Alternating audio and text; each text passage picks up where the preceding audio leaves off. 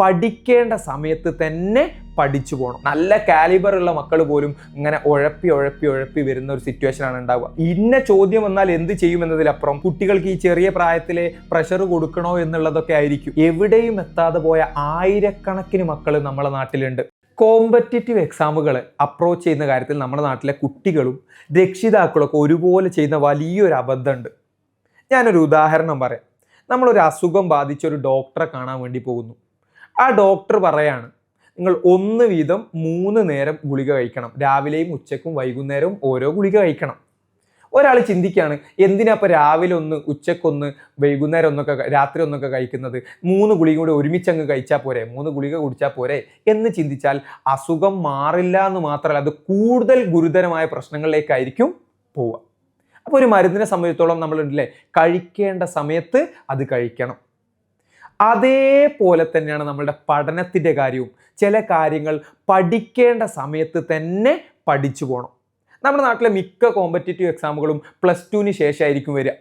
അപ്പം ഭൂരിഭാഗം കുട്ടികളും ചെയ്യുന്ന അബദ്ധം എന്താ അറിയോ, ഈ +2 കഴിഞ്ഞിട്ട് ഇതെല്ലാം കൂടെ അങ്ങ് പഠിച്ചെടുത്തിട്ട് ആ എക്സാമിന് അപ്രോച്ച് ചെയ്യുന്ന സമയത്ത് അവർക്ക് അത് വളരെ ഡിഫിക്കൽട്ടായിട്ട് മാറും. നമ്മൾ മരുന്ന് കഴിക്കേണ്ട സമയത്ത് കഴിക്കണം എന്ന് പറഞ്ഞ പോലെ തന്നെ ഓരോ ക്ലാസ്സുകളിലും പഠിക്കേണ്ടത് കൃത്യമായി പഠിച്ചു പോയാൽ അവിടെ നമുക്ക് ആ കോമ്പറ്റേറ്റീവ് എക്സാമിനെ അപ്രോച്ച് ചെയ്യുന്നത് വളരെ ഈസി ആയിട്ട് മാറും. അതായത് +2 ശേഷം എല്ലാ ഭാരം കൂടി എടുത്ത് തലയിൽ ഏറ്റുന്നതിന് പകരം ഈ ചെറിയ ക്ലാസ്, ഒരു 6ാം ക്ലാസ് 7ാം ക്ലാസ് മുതലേ ആ ഭാരത്തെ നമ്മൾ ചെറിയ പാർട്ടുകളാക്കിയിട്ട് കുറച്ച് നമ്മളത് ഏറ്റെടുത്ത് പോവുകയാണ് എന്നുണ്ടെങ്കിൽ അവിടെ നമുക്ക് കാര്യങ്ങൾ വളരെ ഈസി ആയിട്ട് മാറും. പലപ്പോഴും നമ്മളെ നാട്ടിലെ കുട്ടികളോടൊക്കെ സംസാരിക്കുന്ന സമയത്ത് ഒരു 7ാം ക്ലാസ്സിൽ പഠിക്കുന്ന ഒരു കുട്ടിയോട് ചോദിക്കുകയാണ് എന്താണ് ലക്ഷ്യം എന്ന് ചോദിച്ചാൽ കുട്ടി പറയും USS നേടണം എന്നുള്ളതായിരിക്കും. 8ാം ക്ലാസ്സിലെ കുട്ടിനോട് ചോദിച്ചാൽ NMS നേടണം എന്നായിരിക്കും.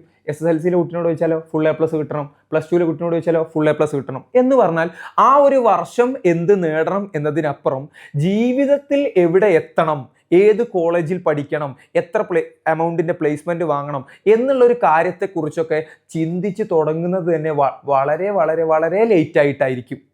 മിക്കവാറും കുട്ടികൾ +2ൽ എത്തുമ്പോഴോ അല്ലെങ്കിൽ +2ന് ശേഷമോ ആയിരിക്കും കരിയർ ഏത് ഭാഗത്തേക്ക് തിരിയണം എന്ന് ചിന്തിക്കുന്നത് പോലും. അവിടെയാണ് അത് നേരത്തെ ചിന്തിച്ച പല കുട്ടികളും അവരെ ഓവർടേക്ക് ചെയ്ത് മുന്നിൽ പോകുന്നത്. അവിടെയാണ് നമ്മളുടെ മക്കൾ പുറകിലായി പോകുന്നത്. ലോകത്തിൻ്റെ വേഗരാജാവ് എന്നറിയപ്പെടുന്ന ഉസൈൻ ബോൾട്ട് പറഞ്ഞിട്ടുള്ള ഒരു വാക്കുണ്ട്. അത് ഇപ്രകാരമാണ്: I trained for 4 years to run 9 seconds. But people give up when they don't see result in 2 months.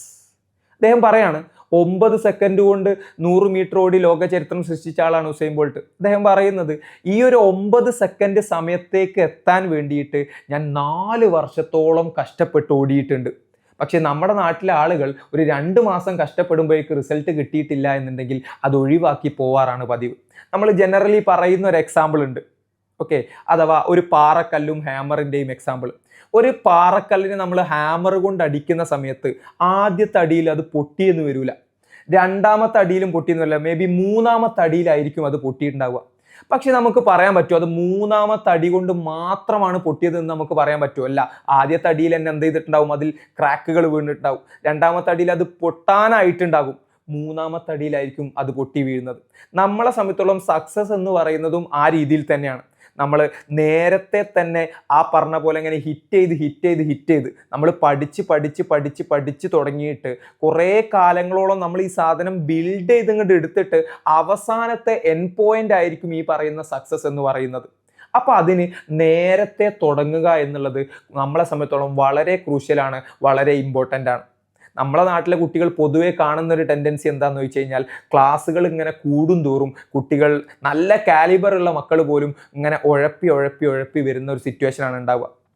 അതിനൊരു പരിധി വരെയുള്ള കാരണം എന്ന് പറയുന്നത്, ഇപ്പം ഏറ്റവും സിമ്പിൾ എക്സാമ്പിൾ പറയുകയാണെങ്കിൽ USS നേടിയൊരു കുട്ടി, NMS നേടിയൊരു കുട്ടി 9ാം ക്ലാസ്സിൽ എത്തുമ്പോൾ ഒരുപാട് താഴോട്ട് പോകും.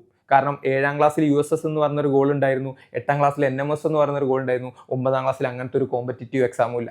10ാം ക്ലാസ്സിലേക്ക് എത്തുന്ന സമയത്ത് സോൾ ഫോക്കസ് എന്ന് പറയുന്നത് ഫുൾ A+ എങ്ങനെയെങ്കിലും കിട്ടുക എന്നുള്ളതിലേക്ക് മാത്രമായി മാറും. നമ്മുടെ സിലബസിൽ, കേരള സിലബസിൽ പ്രത്യേകിച്ച് ഒരു സർഫസ് ലെവൽ പ്രോബ്ലംസ് ആണ് എപ്പോഴും ഉണ്ടാവാറുള്ളത്.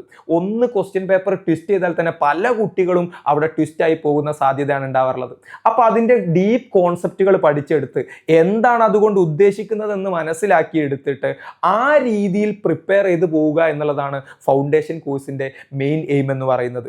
അഥവാ ഇന്ന ചോദ്യം വന്നാൽ എന്ത് ചെയ്യുമെന്നതിലപ്പുറം ഏത് ചോദ്യം വന്നാലും എങ്ങനെ അപ്രോച്ച് ചെയ്യും എന്നുള്ള ഒരു അപ്രോച്ചിങ് മെൻറ്റാലിറ്റിയാണ് നമ്മൾ ബിൽഡ് ചെയ്യാൻ വേണ്ടി ശ്രമിക്കുന്നത്. അപ്പോൾ ചെറിയ ക്ലാസ്സുകൾ തൊട്ടേ ഈ രീതിയിൽ ബിൽഡ് ചെയ്ത് പോകുന്ന ഒരാൾക്ക്, ഗിവ് അപ്പ് ചെയ്യാത്ത ഒരാൾക്ക്, തോൽക്കാൻ മനസ്സില്ലാത്ത ഒരാൾക്ക് ഏത് കോമ്പറ്റീറ്റീവ് എക്സാമും ക്രാക്ക് ചെയ്തെടുക്കുക എന്നുള്ളത് വളരെ ഈസി ആയിട്ടുള്ള കാര്യമായിട്ട് മാറും. സ്വാഭാവികമായിട്ടും പാരൻസിൻ്റെ ഏറ്റവും വലിയൊരു കൺസേൺ എന്ന് പറയുന്നത് കുട്ടികൾക്ക് ഈ ചെറിയ പ്രായത്തിലെ പ്രഷർ കൊടുക്കണോ എന്നുള്ളതൊക്കെ ആയിരിക്കും.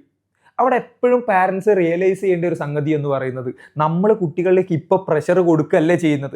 ഭാവിയിൽ അവർക്ക് വരാവുന്ന വലിയൊരു പ്രഷറിനെ നമ്മൾ ചെറിയ പാർട്ടുകളാക്കി ഇപ്പോൾ തന്നെ ആ പ്രഷർ ഇല്ലാതാക്കാനുള്ള സാഹചര്യമാണ് ഈ ഒരു ഫൗണ്ടേഷൻ കോഴ്സിലൂടെ നമ്മൾ സെറ്റ് ചെയ്യാൻ വേണ്ടി പോകുന്നത്.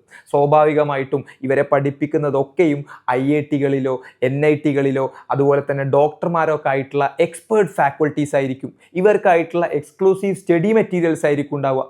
എന്ന് പറഞ്ഞാൽ ഈ ഔട്ട് ഓഫ് ദി ടെക്സ്റ്റ് ബുക്കിന് അപ്പുറമുള്ള ഒരുപാട് കാര്യങ്ങളായിരിക്കും ഈ ഒരു സിലബസിലൂടെ അവർ പഠിച്ചെടുക്കാൻ വേണ്ടി പോകുന്നത്. So this is N investment for their future. ഇത് അവരുടെ ഭാവിയിലേക്കുള്ള ഒരു ഇൻവെസ്റ്റ്മെന്റ് ആയിട്ട് പാരൻസ് മനസ്സിലാക്കണമെന്നാണ് എനിക്ക് അവരോട് ആദ്യമായിട്ട് ഓർമ്മിപ്പിക്കാനുള്ളത്. നല്ല കാലിബർ ഉണ്ടായിട്ടും അക്കാദമിക് പൊട്ടൻഷ്യൽ ഉണ്ടായിട്ടും എവിടെയും എത്താതെ പോയ ആയിരക്കണക്കിന് മക്കൾ നമ്മളെ നാട്ടിലുണ്ട്. അവരിലെ ഒരാളായിട്ട് മക്കളും മാറാതിരിക്കണം എന്നുണ്ടെങ്കിൽ this is the right choice for you. നിങ്ങൾക്കുള്ള ഏറ്റവും മികച്ച അവസരം ഈ എഡ്യൂപോർട്ടിൻ്റെ ഫൗണ്ടേഷൻ ബാച്ച് ആയിരിക്കും.